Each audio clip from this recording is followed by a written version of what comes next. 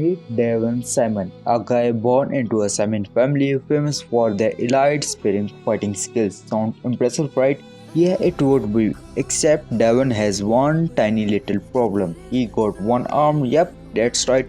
Imagine being born into a family of full world-class fighters, and the universe hands you the one hand special. You have got about as much as chance of being taken seriously as rubber chicken at a sword fight. It's like being the one guy who shows up at the rock concert with a kazoo. His family, oh, they are sportive. If by sportive you mean they look at him like he's a coupon that expired 3 years ago. Oh, Devin, you got the spirit, but mm, you are basically the Simon's pre-trial version, not the full features. Seriously, they are about as helpful as screen door at on a submarine. And it's not like they are making it easy on him either. They accept him perfection, and when it's time to wipe out the family's fair fighting moves, Damon Stuck's looking like he is trying to use chopstick with one hand in wrestling match. Imagine the daily grind for Devons. He trains day and night, pushing himself harder and over caffeine square on a sugar rush. And every time he looks at his family for a little validation, they just side eye him like, "Bless your heart, you really tried to throw a spear just one hand." That's a cute little thing. It's like the kid who tried to do math homework but could not even figure out how to hold pencil properly. His family looks at him. He is the cheap knockoff version of the Salmon family. Like if the Salmon family was a premium car, Devon was the tricycle they found in the garage. But here's the plot twist. Devon's got the heart with full of courage. When the universe gives you one arm and bunch of judgmental relatives you train twice as hard, he becomes the most skilled man one-arm fighters ever. If dedication were an Olympic sport, Devon would have at least 7 gold medals, one for each time he had to go back training after his family crushed his soul. Every time he looks at his family, they just look at him like, "Dude, you are still trying?" That's adorable. It's like getting an F on every exam but showing up next day ready to the pop-up quiz with the same attitude. I swear this time is different. Devon's the kind of guy who turns failure into motivations, and while everyone else is focused on two-hand spear fighting, Devon's out here like, "I have been doing this shit with one hand. Watch me blow up your minds with this." Fast forward to a big battles, it's Devon's moment to shine, or at least it was supposed to be. He's out there fighting with all kind of intensity that would make a chainsaw look crazy. But the odds, yeah, the odds are stacked against him like a bad king of Jenga. So as the faith would have, it's like Devon's life gets cut off short in fight, and boom, dead. Game's over. Wait, what? That's right. No glory, no recognitions, no anything. You fought like a hero, but now you are a dead person. Devon dies like a side character in poorly written movie, and yet this is where the story really kicks off. Plot twist that Devon's dead, but the universe is like, hold up, we might messed up here, so they reincarnate him, and guess what? Devon's got a full body, two arms. Yup, two arms. He is gone from one arm discount model to full premium package. It's like upgrading from a flip phone to the latest iPhone. Suddenly he got all the physical abilities, no more one arm nonsense. Get what else? He remembers everything from his old life. It's like reincarnation with a save file. Devon's first thought when he looks down and sees his new full functional arms. Wait, is this what normal people feel like? Why didn't anyone tell me this was an option? So now Devon's in this new world fully upgraded. He's stronger, faster, let's just say way more dangerous. He is out here doing moves with two hands that are so smooth even a professional dancer would be jealous. And this time he got a little swagger. He's not just trying to prove that he's good, he's trying to prove he's better than the family who rejects him, better than everyone who ever doubted him. Now, instead of being one with the handicap, Devon's get full set of abilities. It's like he's suddenly starting in an action movie. Except the only thing people dying from his cool fighting styles. Devon starts to racking up victories like he's collecting them from a Black Friday sales. He is leveling up so fast that people around him start to wonder if he's secretly being on a quest to break up the game. He is knocking out opponents left and right. Each battle makes him stronger, faster, and even more ruthless.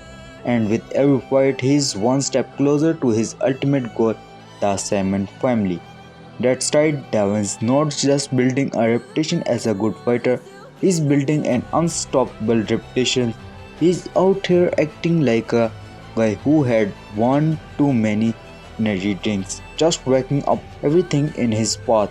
And every time he beats someone, he gets closer to his ultimate shutdown, going back to Simon family and showing them that one armed failure they once knew is now the best damn fighter they have ever seen. Devon's ultimate goal, it's simple, he's going back to the Simon family, but this time he's gonna back with two arms, all the skills, zero tolerance for the judgment.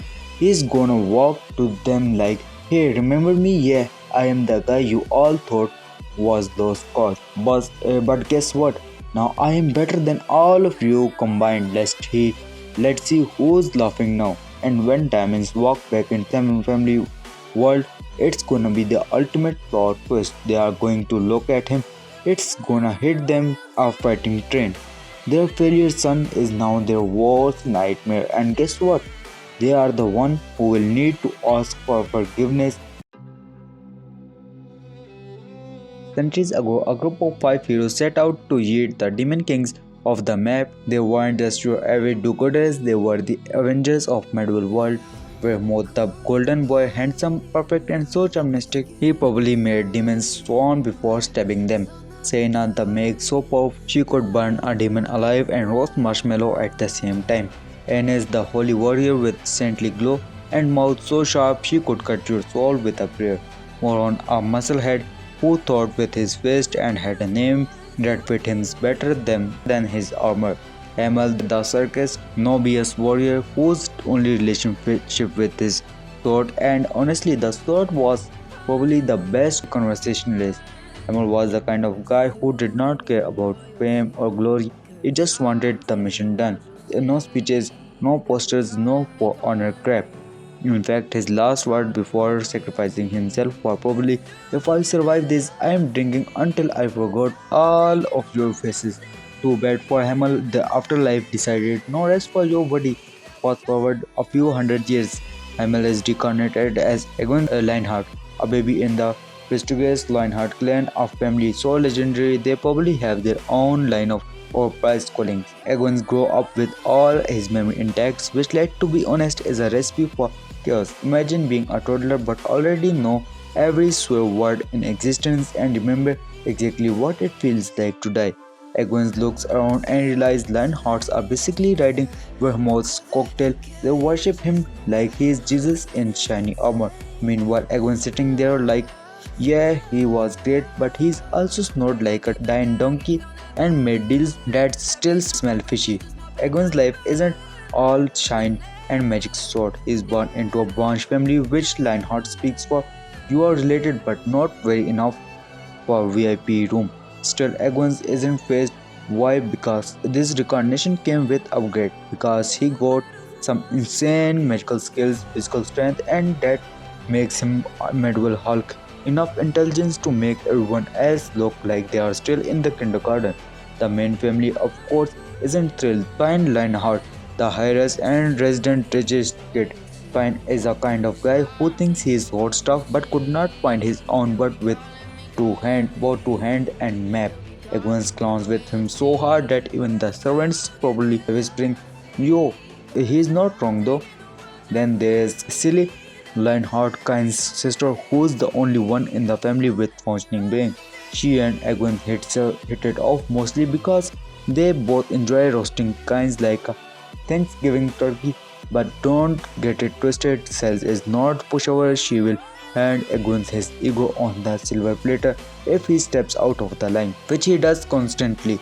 While Lionhearts are busy having their family feasts and measuring their married swords, Egon starts digging into his past, and boy, does he uncover some dirt. The demon kings may have been dead, but demons are still running around like they own this place. Vermouth, the great hero everyone worships, turned out he might have been playing chess while everyone else was playing checkers. Egon's like, wait, you are telling me the guy who killed demons for fun decided to make a truce? What was next? Poker night with Satan or a pole dance with Agons does not just sit around asking questions, he trains like a possessed man.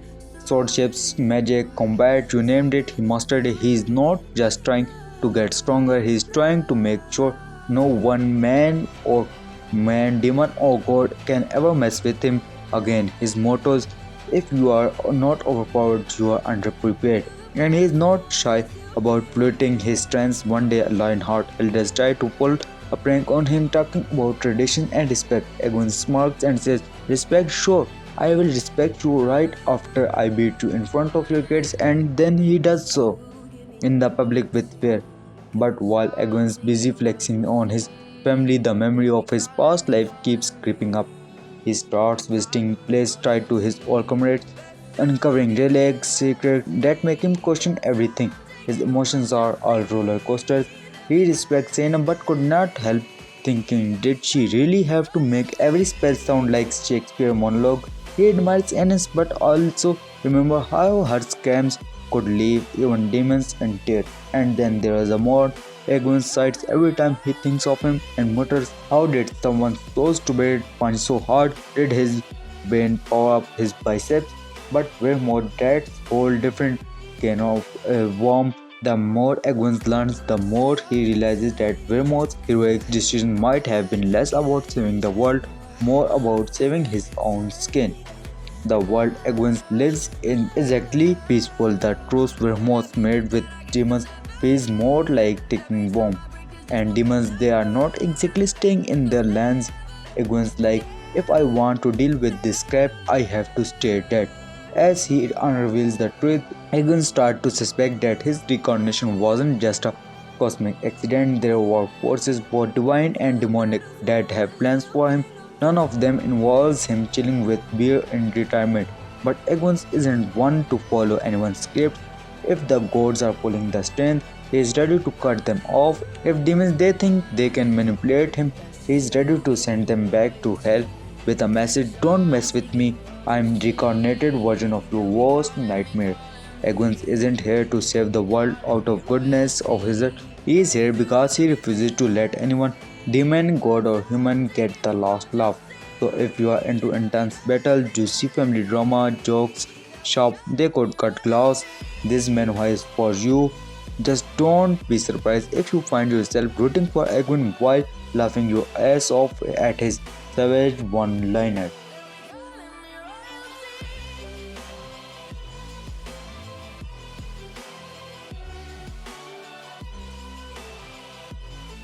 I hope you like this video and keep supporting me as always you do, and don't forget to like, comment and subscribe my channel and stay tuned for more updates.